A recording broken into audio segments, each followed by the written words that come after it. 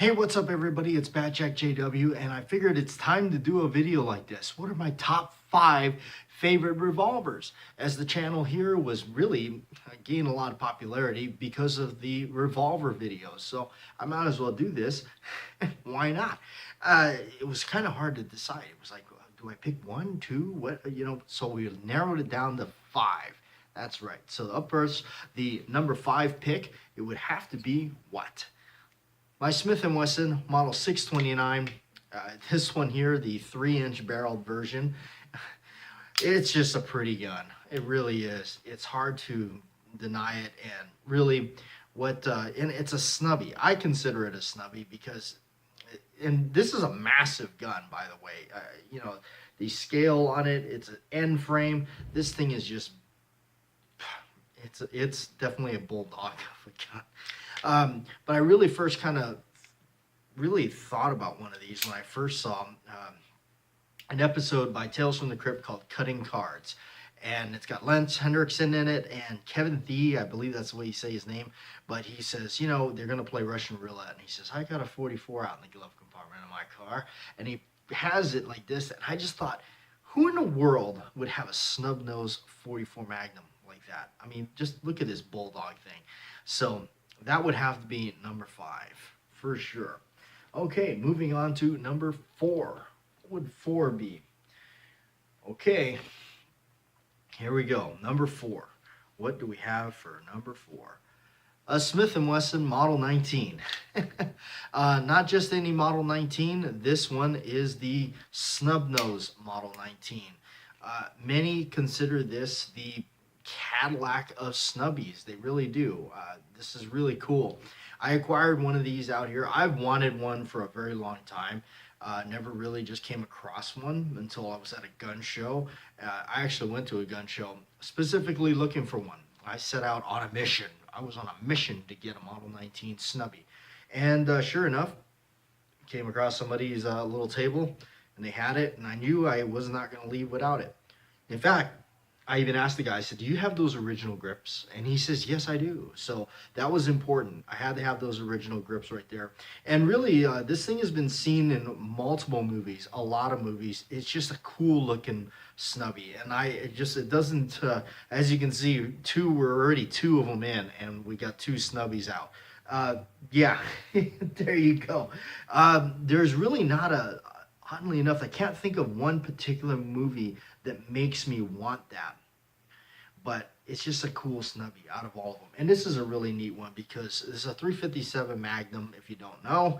The versatility on it, just same with the 44 Magnum that I just showed you, 629. The fact that you can shoot specials in them and everything, it's just really cool. And this one here is a pinned and recessed model, so it's definitely older.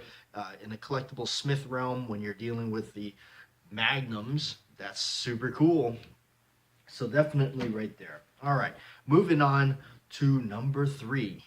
What's number 3? Oh, come on. You guys should already know. The Duke wouldn't approve if I hadn't thrown in the single action Army. Absolutely. This one here is my Cimarron. And why do I like my Cimarron? Because they're cost effective. They're identical. They're truly a clone of the original Colts. They even have the frame, or not the frame, I'm thinking about something else there. The hammer mounted firing pin right there. The hammer mounted firing pin on them. And so you want to safely load 5, loading it under a empty cylinder there. And that's what I like about it. I don't like the whole transfer bar thing on that. I like the old classic design. Out here in the desert, we've been doing a lot of cool reenactments of the Wild West and everything like that. And of course, with me, the Duke, John Wayne, I had to put the custom aged ivory yellow stocks on it that I created and made up myself, and just to kind of replicate the original John Wayne pistol. And I tell you this, and you know what really attracted me to this too is when you see, and this is in 45 Colt, when you punch out those large pieces of brass. I tell you, when I first saw that, you see the big old pieces of brass coming out of the thing. I just said, man, I just fell in love with it. It is so cool. You know, the 45 Colt, such a classic cartridge, 1873, the history and everything. Of course, John Wayne. But, you know, when you have it in 45, because the cylinder and everything, they take up, you know, it takes up more space in there. It's actually a lighter gun, unloaded, of course, than like say the 357 Magnum or anything. Of course, you load it up with those big old 45 slugs. I guess that doesn't. I guess it cancels each other out. But it's something cool about that big bore right there. All right, here we go. And we're just having fun with this. If you're taking this serious, then you've come to the wrong channel. All right, number two. What is it? Number two. And I bet you, some of you that have been subscribers for a long time, you already kind of know what I'm going to pick.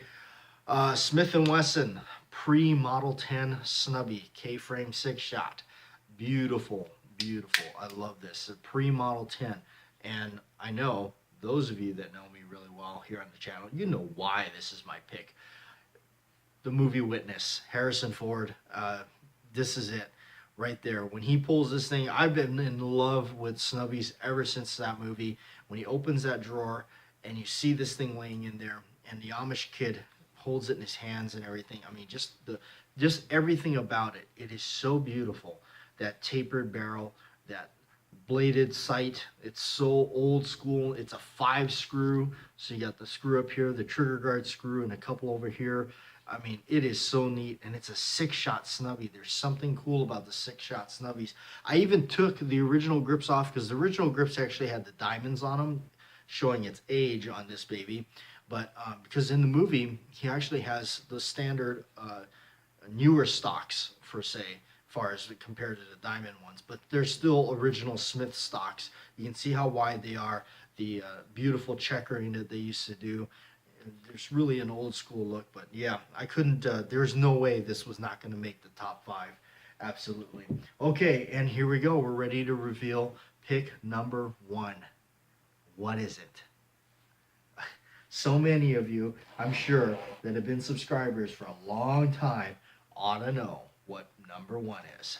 Yes, the Model 29 44 Magnum Smith & Wesson right here, 6.5-inch barrel vintage -2, the ultimate Dirty Harry gun. Without a doubt, Dirty Harry has got to be one of my favorite old school films. Clint Eastwood, Dirty Harry, this has got to be it. The 6.5, a true 6.5-inch 44 Magnum Model 29 right here. Pinned and recessed, the original grips and everything in all of its splendor and glory. This is absolutely a phenomenal gun. You know what, aside from the movie, as I had one of these and shot it many times, I started realizing that with 44 Special, even a Magnum is not that bad. It is such a fantastic firearm. It really is. It's such a great piece, and it's so beautiful. It is gorgeous. Big old end frame. You gotta love it. You just gotta love it. So there it is. That's my top 5, and I mean, what else do you need any reason to own one other than Dirty Harry himself? But I'm glad it exists. And you know what? Actually, you know who we really should be thanking for that?